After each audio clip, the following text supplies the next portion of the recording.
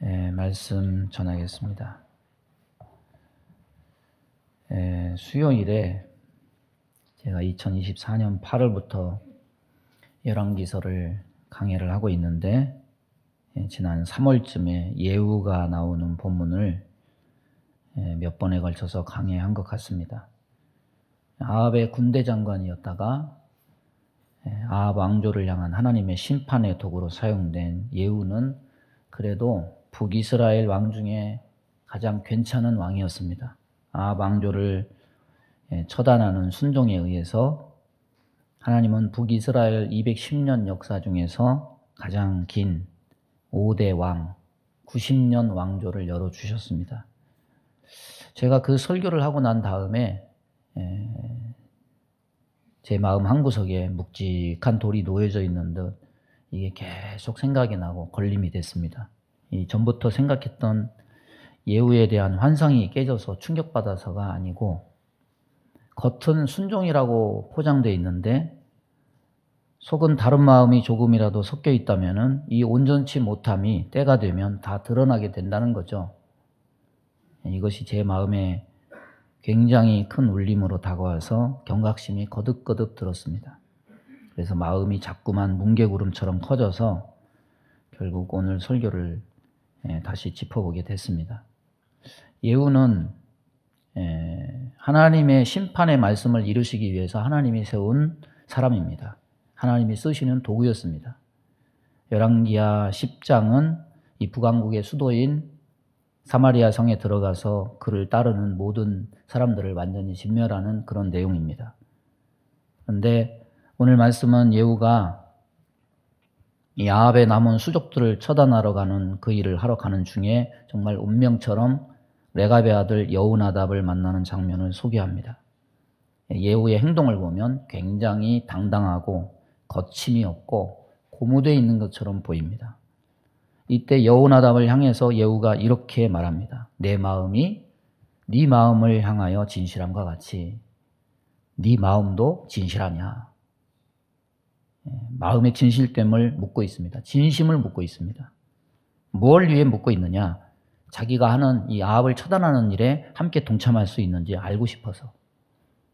여호나답은 주저함 없이 그러하다고 대답하고 있습니다.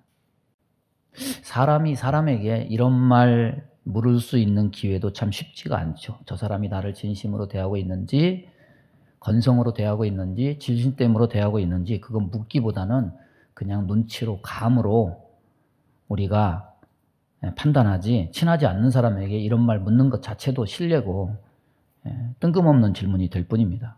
그런데 신뢰가 기반인 관계에서는 때로 묻는 때가 있는 것 같아요. 가까운 남녀 사이, 친구 사이에서 물을 때가 있습니다. 왠지 의심이 들고 실망스러운 행동을 봤을 때 확인차, 너 나 사랑하는 건 맞아? 나는 너를 진심으로 대하는데 너는 왜 나를 그런 식으로 대해? 이러면서 진심과 진실을 확인하려 들 때가 있습니다. 그리고 가까운 사이가 설령 아니더라 하더라도 중차대한 일을 앞두고 그 사람의 진위를 알기 위해서 이 예후처럼 이렇게 확인하려 할 때가 있는 거죠. 어떤 남녀 한 쌍이 결혼을 했어요. 신혼의 달콤함을 좀 누리기 위해서 우리 아이는 조금 이따 가지자 그렇게 했습니다. 그런데 덜컥 부인이 임신이 됐어요. 우연한 기회에 신랑이 감기가 들었는지 뭐 했는지 너무 힘이 들어서 동네 병원에 가서 검사를 하다가 뭔 일 때문인지는 모르겠는데 정자 검사를 했어요. 그랬더니 의사가 뭐라고 그러냐면 무정자증입니다. 여러분, 그러면 이야기가 어떻게 되는 거예요? 자기 마누라 뱃속에 있는 게 자기 애가 아니라는 소리가 되잖아요. 근데 입장 바꿔서 그런 생각을 하면은 머리가 멘붕이 오면서 지진이 일어나겠죠. 근데 신랑이요, 아무 소리도 안 했어요. 그리고 큰 병원을 혼자 예약해가지고 병원에서 검사를 했어요. 그랬더니 뭐라고 할게요? 지극히 정상입니다. 이런 결과가 나왔어요. 그리고 결과가 다 나온 다음에 자기 가족들 앞에서 이런 일이 있었다 얘기를 했어요. 그리고 그 병원에 가서는 난리를 치고 뒤집어 놨어요. 남의 가정 파탄날 일이 있냐고. 이런 돌팔이 같은 막 그러면서. 남자가 왜 아무 소리 안 했을까요? 자기 부인에 대한 신뢰가 있었기 때문이죠. 신뢰가 있으면 흔들리지 않습니다. 근데 여러분, 사람이 사람을 향해서 진실됨을 묻는 그거 말고요. 하나님과 사람 사이에 진실됨을 묻는다면 여러분은 어떻게 대답하시겠습니까? 저는 이 질문이요, 예후가 여호나답을 향해서 묻고 있지만 마치 하나님이 우리를 향해서, 나를 향해서 묻는 질문처럼 들려져요. 내 마음이 내 마음을 향하여 진실함과 같이 내 마음도 진실하냐? 여러분, 우리를 향하신 하나님의 진실은 어떻습니까? 우리는 다 알고 있어요. 우리 다 같이 불러봐요. 우리에게 향하신 여호와의 진실하심이, 여호와의 진실하심이 영원, 영원, 영원, 영원하시도다. 영원, 영원, 영원하시도다. 하나님의 진실하심은 영원하십니다. 시편 117편에 선언이 되어 있습니다. 하나님의 진실됨은, 영원하다는 말은 불변하다는 말이에요. 하나님의 진실됨은 박제된 거예요. 변하지 않습니다. 영원합니다. 이것이 우리를 안심하게 만들고, 이것 때문에 우리는 믿음을 갖게 되고, 우리는 소망을 잃지 않을 수가 있어요. 그런데 하나님이 우리를 향한 진실함은 영원한데, 우리가 하나님을 향해서는 어떻습니까? 입이 100개라도 할 말이 없는 심정입니다. 떳떳하지 못한 부분들이 많습니다. 너무 변화무쌍하고 이것저것 불순물이 섞이듯이 불순한 생각들, 사상들이 섞여 있습니다. 온전치 못할 때가 너무 많아요. 세상은요, 사람을 향한 실망과 폭로전이 끊어지지 않는 곳인 것 같습니다. 그 일의 전말은 다 비슷해요. 배신했다, 거짓이었다, 알고 봤더니 순전히 사기다. 거기서 나오는 게 뭡니까? 분노, 증오, 혐오, 미움, 쓴물들을 막 토해냅니다. 여러분, 사람 사는 세상에서 사람에게 괴로움 주는 건 하나님이 아니에요. 우리와 똑같이 생긴 사람들이 우리에게 괴로움을 줍니다. 그런데 거기다 덧붙여 사람만이 아니라 우리가 사람에게만 괴로움을 주는 게 아니에요. 하나님께도 괴로움과 근심을 주는 대상이 사람입니다. 진실하냐는 이 질문을 예후와 여호나답이 서로 주고받았지만은 이 두 사람 과연 다 모두 하나님 앞에 진실했나? 오늘 이것을 살펴보면서 저와 여러분의 신앙도 뒤돌아보는 은혜가 있기를 바랍니다. 오늘 15절 본문은 여호나답이 자발적으로 예후를 찾아가서 그를 만나러 왔다고 말합니다. 왜 찾아 나섰을까?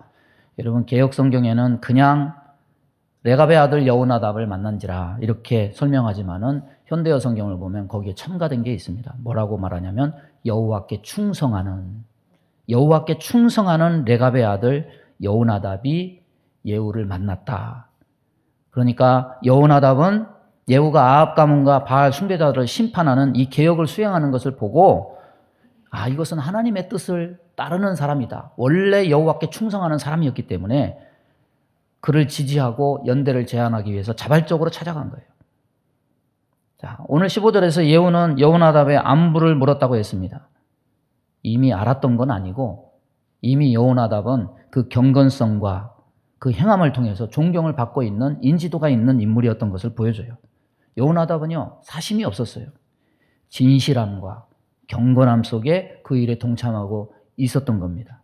그런데 이 여호나답과 그 가문이 하나님 앞에 어떤 사람이었는지 알려면 시간과 장소를 더 뒤로 물려서 봐야 돼요. 이때로부터 한 250년 뒤로 물려야 돼요. 이때 장소는 어디냐? 북왕국이 아니고 남왕국입니다. 시간은 250년 뒤로 갔어요. 250년이 흐른 이때쯤이면 북왕국은 이미 150년 전에 멸망한 상태입니다. 북왕국이 멸망하고 난 다음에 예후와 함께 했던 이 여호나답의 후손들은 남왕국으로 피신해서 흡수돼서 살고 있었습니다. 이때 유다는 내부적으로는 타락이 극심하고 외부적으로는 외세 세력의 위협을 받고 있었습니다. 이때 이런 시대 조류에 따라서 흔들리는 유다 백성들을 깨우치기 위해서 하나님이 예레미야에게 명령을 하십니다. 레갑 사람들을 불러서 여호와의 집 방으로 데려가서 포도주를 마시게 하라. 그래서 여러 사람을 대동하고 저들을 여호와의 방으로, 성전 안에 있는 어떤 방으로 불러서 포도주를 딱 놓고 마시라 했습니다. 그랬더니 레갑 족속이 어떤 반응을 보였느냐? 마시지 않겠다. 그러면서 저들이 오늘 본문의 예후를 만나고 있는 자기 조상 이 여호나답, 여러분 예레미야에서는 요나답이라고 나와요. 요나답이나 여호나답이나 똑같은 말이에요. 그 요나답이 후손들에게 4가지를 명령했다고 거기서 전합니다. 첫째는 뭐냐면 영원히 포도주를 마시지 마라. 둘째는 농사하지 마라. 셋째는 포도원을 소유하지 마라. 넷째는 집을 짓지 말고 장막에 살아라. 이유가 있습니다. 포도주를 마시지 말라는 것은 술에 취함으로 삶이 문란해질 것을 방지하기 위함이고, 집을 짓지 말고 파종도 하지 말라는 것은, 포도원을 소유하지 말라는 것은 무소유를 말하는 거예요. 밭과 집을 소유하고 거기다 씨를 뿌려서 곡식을 소유하다 보면 물욕에 눈이 어두워져서 신앙을 버리고 사람도 무시하게 될까 염려해서 그것을 방지하기 위함이었습니다. 3가지는 뭔가 염려해서 하지 말라고 부정 명령을 하고 있어요. 오로지 하나 명령한 게 뭐냐면 평생 동안 장막에 살아라 명령합니다. 그래서 레갑 족속들은 성에 머물지 않고 들에서 장막을 치면서 유목을 하면서 그렇게 생활을 했습니다. 예후와 그런 일을 함께 하고 있는 레갑의 아들 여호나답은 물론이고 그 자손들조차도 250년을 하나님을 향한 순수한 신앙을 보존하기 위해서 그 말을 지키면서 살았다는 거죠. 그러니까 하나님이 뭘 드러내고 있느냐? 여호나답과 그 자손들의 하나님을 향한 전심, 하나님을 향한 진심을 하나님이 증명해 주시고 있습니다. 근데요, 이 레갑 족속은요, 조상이 이스라엘 사람도 아닙니다. 미디안 족속입니다. 미디안 족속이 누굽니까? 아브라함이 그 후처 그두라를 통해서 태어난 넷째 아들이 미디안입니다. 성경을 보면 모세의 장인인 이드로가 이 미디안 족속입니다. 이드로의 아들 호밥이 나오는데 그가 모세를 조금 돕다가 자기 땅으로 돌아가려고 하니까 모세가 저들을 설득해요. 남아달라. 여호와께서 주마하신 곳으로 우리가 진행하나니 우리와 동행하자. 그러면 선대하리라.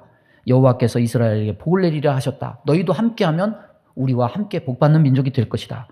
그래서 갈렙이 유다지파화 된 것처럼, 이방인 갈렙이 유다지파화 된 것처럼 레갑 족속은 이스라엘화된 미디안 족속이었습니다.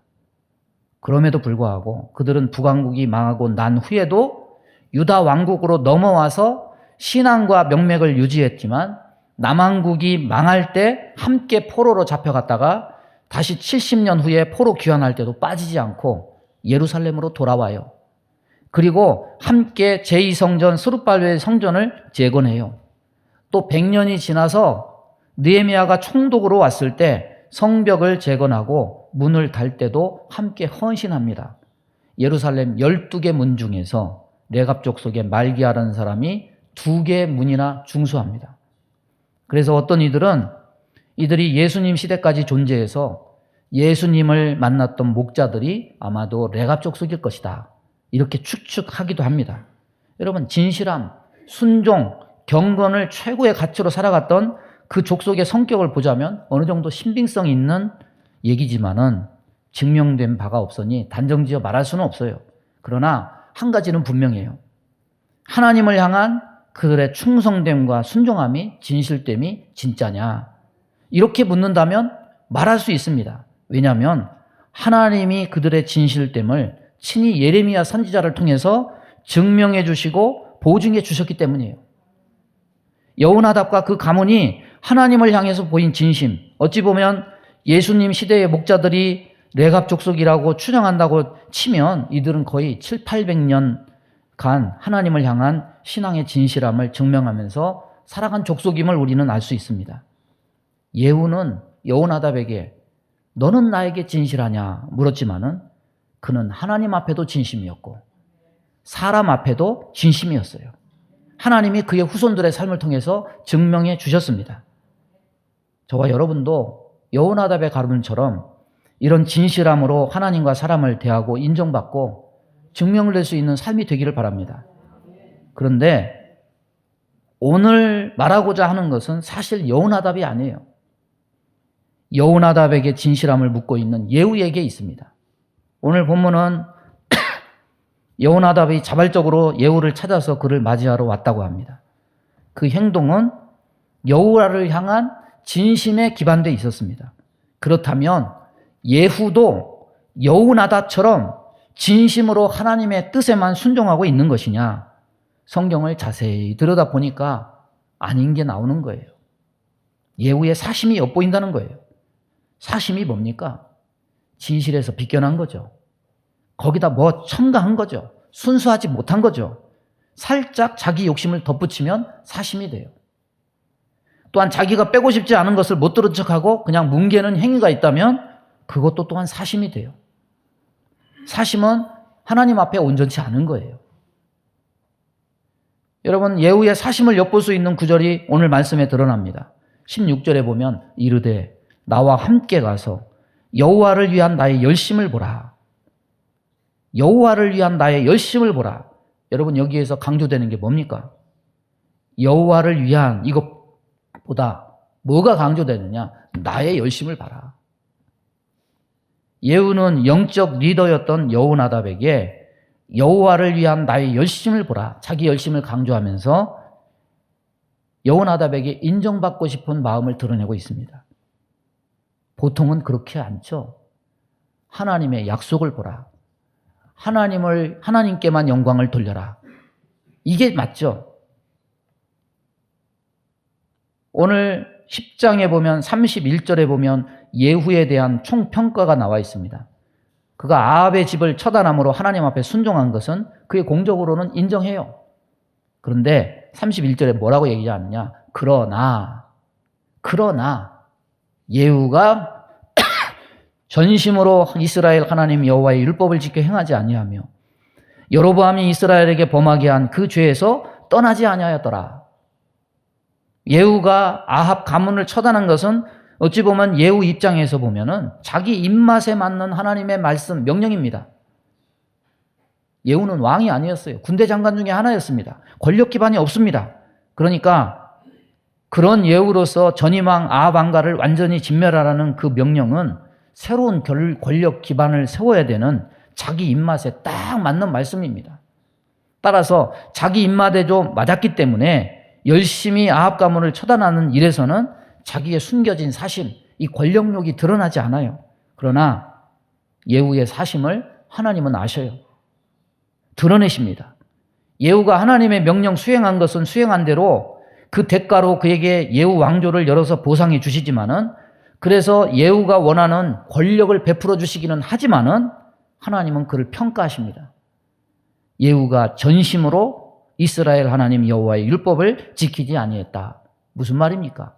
거기에 사심이 있었다. 예후는 사심을 가졌다. 이 말입니다. 성경 다른 곳에서 예후에 관한 말씀이 덧붙여 기록이 됩니다. 호세아 1장 4절 보면은 여호와께서 호세아에게 이르시되 그 이름을 이스라엘이라 하라. 조금 후에 내가 이스라엘의 피를 예후의 집에 갚으며 이스라엘 족속의 나라를 폐할 것임이니라. 예후하고 호세아 선지자와의 시간적 차이는 8, 90년 차이가 납니다. 이때쯤 예후부터 8, 90년 지나면요. 이때는 북이스라엘 멸망이 초일기에 들어간 시간입니다. 이스라엘의 피를 예후의 집에 갚겠다. 무슨 말입니까? 이스라엘이라는 뜻은 하나님이 흩으셨다. 이 뜻이에요. 따라서 보겠습니다. 하나님이 흩으셨다. 엘리야가 불을 내려서 재물을 태운 산이 어디입니까? 갈멜산입니다. 갈멜산에 위에 올라가면요. 이스라엘 평야가 쫙 보입니다. 마치 우리 전라도 가면 호남 평야 보이는 것처럼 들판이 쫙 펼쳐져 있습니다. 그 이스라엘에는 뭐가 있었느냐? 아합의 왕궁이 있었어요. 겨울에 거기 와서 피난해서 거기서 쉬는 거예요. 나봇의 포도원이 어디 있었습니까? 그 이스라엘 궁정 옆에 있었어요. 그래서 그것을 빼앗아서 왕궁 정원처럼 꾸미려고 모락을 꾸며서 나봇을 모함해가지고 돌로 쳐서 죽입니다. 예후는 그 나봇의 피가 흘려진 그 이스라엘에서 아합의 아들 요람, 유다 왕 아하시아, 이세벨, 그리고 아합의 후손 70명을 철저히 다 처단해요. 이것이 뭐냐? 이스라엘의 피해요. 이건 하나님의 공의로운 심판입니다. 그런데 예후에게는 그것이 전심도 아니고 진심도 아니었어요. 사심이 거기에 묻어 있었습니다. 자기 권력 기반을 공고히 하기 위해서 아합 가문만 죽인 게 아니에요. 필요 이상의 사람들을 과도하게 다 죽였어요. 그리고 그렇게 해서 피를 흘려서 쟁취한 자기 왕위를 지키기 위해서 이스라엘의 고질적인 죄, 여로보암의 금송아지 숭배, 이것도 그대로 유지해요. 그러니까 여호나답은 전심이고 진심이었지만 예후는 아니었던 거예요. 사심이 많이 묻어있고 권력욕이 굉장히 강한 사람이었다는 겁니다. 따라서 하나님은 그 핏값을 예후의 후손에서 찾겠다 말씀하셔요. 결국 자기가 나 하나님의 뜻을 받았어. 나 하나님 뜻대로 행하는 거야. 너도 나처럼 진실하냐? 여호와를 향한 나의 열심을 보라. 이렇게 호기롭게 행한 그가, 그 이스라엘의 피를 처단한 그가 나중에 어떻게 됩니까? 자기 가문의 부메랑으로 그대로 다 돌아와요. 그래서 호세아의 예언대로 예후의 4대 손인 스가랴가 암살을 당하고 90년 5대 왕조, 예후 왕조는 몰락하고 그와 함께 북이스라엘도 역사 속으로 사라지고 망하고 맙니다. 여러분, 예후가 하나님의 도구로 분명히 쓰임 받았지만 그의 악한 행동과 사심, 불순종에 관해서 그대로 수면 위로 다 드러나면서 하나님은 그 책임을 분명히 물었음을 우리는 살펴볼 수 있어요. 여러분, 우리 다 여기 와서 같은 찬송 부르고 같은 성경을 보고 말씀을 듣고 기도하지만 우리 신앙생활하면서 두 가지 정말 조심해야 돼요. 첫째는 뭐냐면 하나님을 기복의 수단으로 삼는 기복주의, 조심해야 돼요. 두 번째는 뭐냐면 하나님을 자기 의의 수단으로 삼는 공로주의, 조심해야 돼요. 그렇다고 신앙생활에서 하나님이 복을 비는 기복을 인정치 않거나 하나님께 충성하고 봉사하면 상급을 인정지 않는다는 말은 아닙니다. 기복은 하나님이 인정하시지만 기복주의는 인정치 않으십니다. 하나님이 우리의 공로를 통해서 상급을 주시지만 공로주의는 하나님이 인정치 않으십니다. 왜냐하면 기복은 하나님께 기원을 두지만 기복주의는 인간에게 기원을 둬요. 공로에 대한 상급은 하나님이 주시는 것이지만 공로주의는 인간이 스스로 찾는 거예요. 기복주의는 하나님을 자기 부의 수단으로 이용하는 것이고 공로주의는 하나님을 자기 영광의 수단으로 이용하는 거예요. 그래서 기복주의와 공로주의는 자신을 위해서 하나님을 이용하려는 시도들입니다. 이게 온전치 못해요. 전심도 아닙니다. 진심도 아닙니다. 사심이 들어가 있습니다. 기복주의는 세상 것을 하나님처럼 기뻐하고 즐거워하는 게 중심입니다. 공로주의는 하나님께 드릴 영광을 가로채서 자기가 영광을 얻는 것이 그것이 핵심입니다. 그래서 그 중심은 하나님 중심이 아니고 내가 중심이 앉아서 왕 노릇하는 거예요. 하나님 섬김에 이런 사심을 살짝 집어넣고 행하는 것은 절대로 자신에게 복이 되지 못합니다. 하나님이 이런 사심이 들어있는 마음 절대로 속으시지 않으셔요. 우리는 이 예후의 열심에 살짝 표신하지 않게 삽입되어 있는 이 사심을 보면서 깨달아야 됩니다. 하나님 나라에는 사심이 있으면 안 돼요. 하나님 나라에는 하나님의 영광만 있어야 됩니다. 하나님 중심주의에는 사심이 있어서는 안 돼요. 따라서 해보겠습니다. 하나님 나라에는 하나님의 영광만 있어야 된다. 하나님 중심주의에는 사심이 없어야 된다. 열왕기서는 왕들의 열전입니다. 하나님 말씀대로 행하는 자들에게 열왕기서에서 일관적으로 보여지는 것이 있습니다. 뭐냐면 이름이 없어요. 대가도 없어요. 사명만 있어요. 그리고 사명을 전하고 나면 빨리 사라져야 돼요. 흔적도 없이 사라져야 돼요. 만약에 중간에더라도 이것을 어기면 그는 하나님 말씀한 대로 바로 죽었어요. 이런 예가 어디서부터 나옵니까? 북이스라엘 초대왕 여로보암에게 저주의 메시지를 전달하는 선지자에게서 보여집니다. 이름도 없습니다. 대가도 없습니다. 그걸 전하고 너는 빨리 피하라. 절대로 물도 마셔서는 안 된다. 그 말을 즉시 전하고 도망치듯이 자기 고향으로 돌아가야 됐어요. 그런데 그가 받은 말씀대로 하지 않아요. 베델에서 나온 거짓 선지자의 속임에 속아서 물과 떡을 먹고 돌아가다가 사자에게 물려서 죽습니다. 우리가 인간적으로 눈으로 보기에는 참 황당한 사건입니다. 아니, 악한 여로보암은 그대로 살려주시면서, 아니, 이름도 없고 빛도 없이 선지자가 중간에 가다가 배고파가지고 물과 떡을 좀 먹었기로서니 그것 좀 먹었다고 사자가 나와서 죽이게 하는 그런 하나님은 또 뭔가. 그런데 이 이야기가 왕들의 열전의 사이에 껴 있다는 것을 통해서 하나님이 우리에게 하시는 메시지가 뭔지를 우리는 깨닫게 돼요. 여러분, 아무리 왕이라도 그 왕이 하나님께 돌아갈 영광을 받으면 안 돼요. 왕은 하나님의 대언자일 뿐이에요. 대리자일 뿐이에요. 모세 율법책을 옆에 끼고 하나님의 법대로 행하는 종일 뿐입니다. 그 왕이 하나님의 법을 떠나서 자기 마음대로 할 수 있는 권한도 없고 영광을 얻을 이유도 없고 자기가 그 일을 했다고 대가를 받을 이유도 없어요. 자격 없는 자가 왕이 된 것은 이름 없는 선지자가 여로보암에게 메시지를 전한 일을 맡은 것이나 다름이 없습니다. 그런데 대부분 왕들이 어떻습니까? 왕이 되기 전에는 권력이 없으니까 예후처럼 사심을 숨겨요. 그때는 보이지 않아요. 긴가민가 해요. 그런데 막상 왕의 자리에 앉으니 없던 자의식이 생깁니다. 내가 왕이야. 특별의식이 생깁니다. 없던 권위도 부립니다. 그런데 이런 모습이 하나님 앞에 합당치 않습니다. 이런 변질된 모습은 왕이든 선지자든 상관없이 하나님 앞에는 심판의 대상이 된다. 여로보암 앞에 심판을 전한 선지자가 사자에 물려 죽은 죽음은 바로 열왕기서 속의 왕들을 향한 하나님의 메시지이기도 한 겁니다. 여러분, 열왕기서의 대표적인 선지자가 누굽니까? 우리가 잘 아는 엘리야 선지자예요. 예수님 변화산상에 서 있던 구약을 대표하는 모세와 엘리야가 바로 그 선지자예요.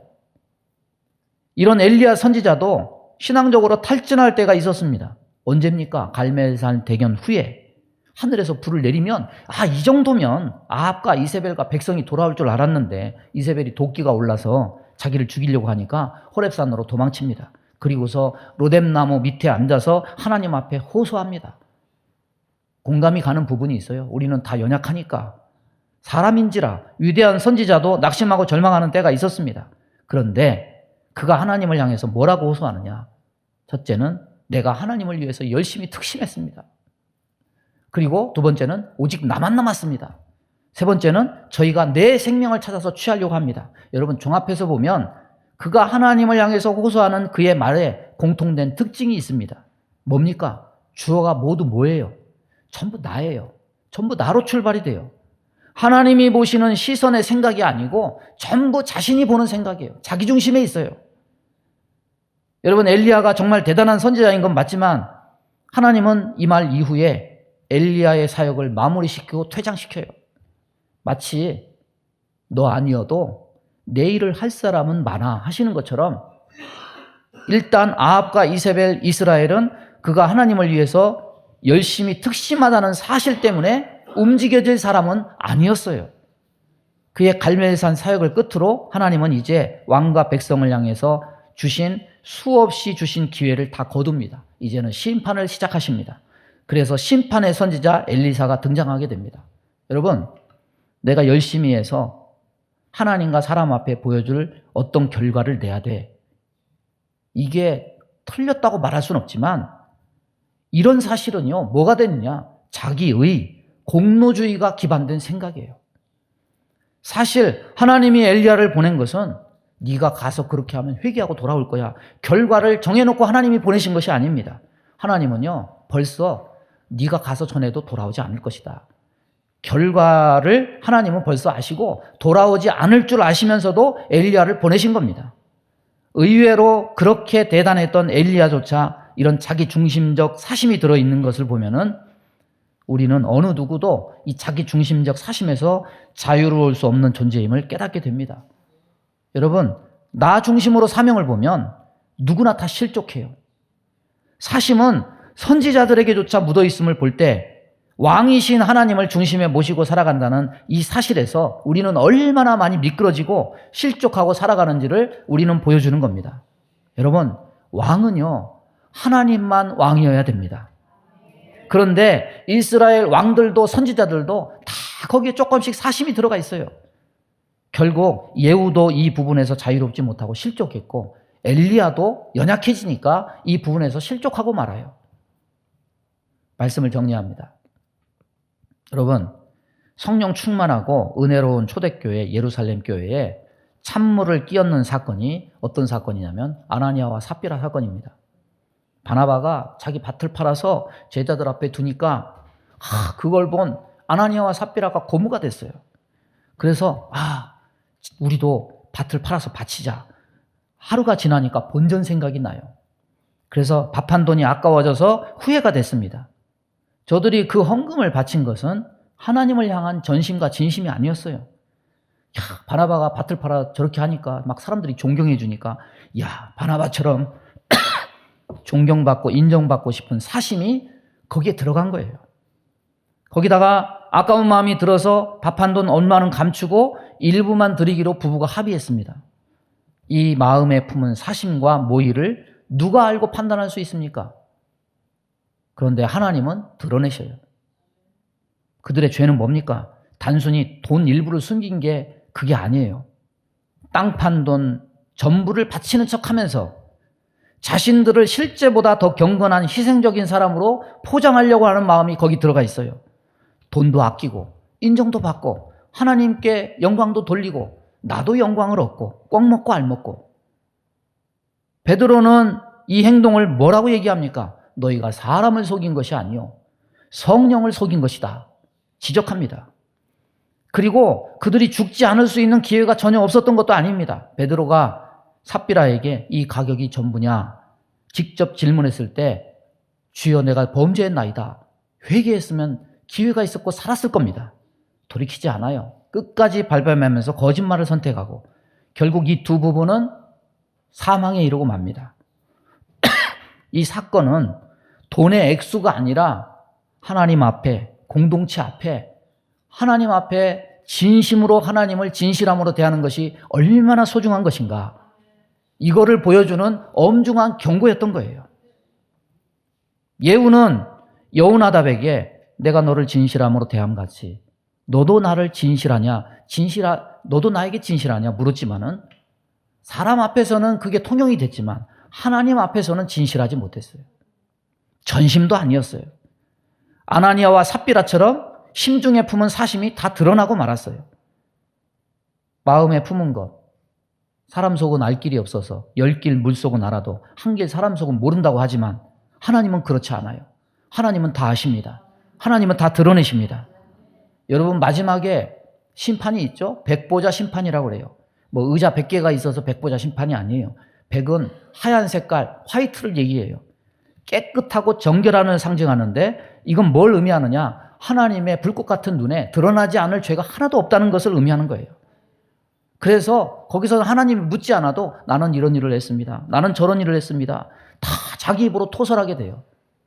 아무리 늘어놔도 그 심판은 일거리 늘어놓음으로 인정되는 게 아니고 하나님이 동기 심판, 네가 왜 이 일을 했느냐? 하나님이 그것에 따라서 심판하는 것을 알 수가 있습니다. 여러분 하나님은요 우리의 심장과 폐부를 다 살펴보십니다. 진심으로 여호와를 사랑하고 전심으로 여호와를 섬기기를 원하시고 기뻐하십니다. 그러나 참으로 우리는 티 없이 맑고 깨끗하고 정결하고 순결하기가 힘듭니다. 온전치 못해서 사심이 많고 흠과 티가 많고 부족하고 왜곡되고 엉망인 때가 많습니다. 그래서 우리에게는 날마다 주의 보혈과 은혜가 필요합니다.